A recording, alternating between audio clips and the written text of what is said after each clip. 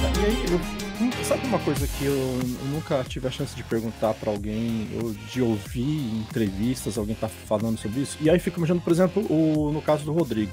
Porque vou dar um exemplo aqui bem besta, assim. Eu tenho 2 orelhas. Se eu tiro uma orelha, eu fico deficiente da outra orelha. Não tem. Então ele tirou uma parte do corpo dele. Como é que é pra ele? Ele tem restrições hoje também? Ou não? Pra quem tira, é como se aquele negócio estivesse sobrando mesmo. Não. É engraçado, né? Eu acho que o rim nasceu, vieram 2, talvez para poder ajudar as pessoas em vida mesmo, né? Porque que coisa! Que as pessoas continuem vivas, assim como o fígado também. Só que a pessoa fígado você pode doar uma parte do fígado, mas assim, a pessoa fica mal ali, né? Uhum. O rim é engraçado, porque um rim, ele faz a função dos 2, ele vai se adaptando ao longo do tempo e ele vai fazendo a função dos 2. Então, eu tenho um rim e ele tem o outro, né? E é tudo perfeito, não tem restrição. Eu sempre falo que as restrições, elas são como uma pessoa saudável deveria pensar sobre isso, né? Uma pessoa que, digamos assim, que não tenha problema nenhum, que são coisas básicas de saúde. Então, você se alimentar bem, você fazer exercício, você dormir bem. Então, né, tomar cuidado com bebida alcoólica, coisas desse tipo, que qualquer pessoa deveria seguir.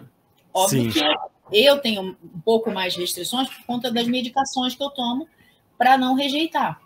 Mas assim, por conta de infecção, por conta de outras questões assim que pode me afetar. Então, eu tenho que ter um cuidado maior. Mas se ele tiver né, como ele se cuida aqui, normalmente, então a vida dele é normal, ele sempre foi saudável e tudo, então ele continua sendo assim. Ele tem aqueles cuidados básicos, mas ele mesmo em si não tem restrição nenhuma. Não tem nada que falhar, não faça isso, não. Vive normal. Por isso que todo o processo antes da doação, ele é feito, e são vários exames, então a gente fica numa espera, assim, a pessoa faz muito exame, né? Então ela passa por vários processos, vários exames mais detalhados, para ver se de fato ela não tem problema nenhum. Uhum. Inclusive, eu tive nesse processo aí que meus pais foram descartados e tudo, eu tive uma vizinha, na época, quando eu morava na Ilha do Governador, né? O nome dela era Natalina. Então, ela chegou para mim e falou assim, não, eu vou doar o rim para você. Não, porque eu vou doar e tudo. E eu fiquei assim, nossa, a gente fica perplexa, né? Quando uma pessoa assim que não é da família e tudo. E ela falou, não, vou doar sim. E ela foi fazer todos os exames. No último exame, eu me lembro, assim, isso já foi com o meu médico hoje, que é o doutor Renato do Fundão, e ele olhou e falou assim, olha, não tem condição, ela tem um rim funciona, mas o outro ela tem só 10% do funcionamento do rim, ela tem como se fosse um entupimento na artéria renal. Puxa. Praticamente o rim dela, e ela só descobriu isso porque ela foi fazer exames para doar o rim para mim. Olha.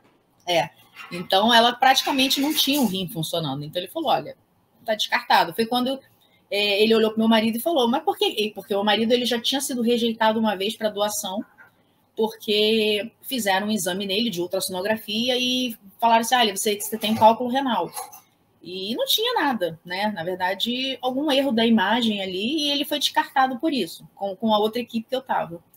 E acabou que o meu médico falou, não, vamos repetir todos os exames nele para ver, porque não é possível, você tem cálculo, você não sente nada, um cálculo desse tamanho, era um cálculo absurdo, assim.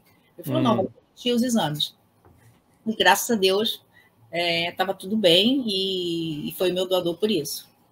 Que legal, hein? Poxa, eu não sabia, assim, eu achava que quem tivesse, o doador, ou a doadora, ela fosse ter problemas, assim, restrições, limites. Que interessante, não sabia.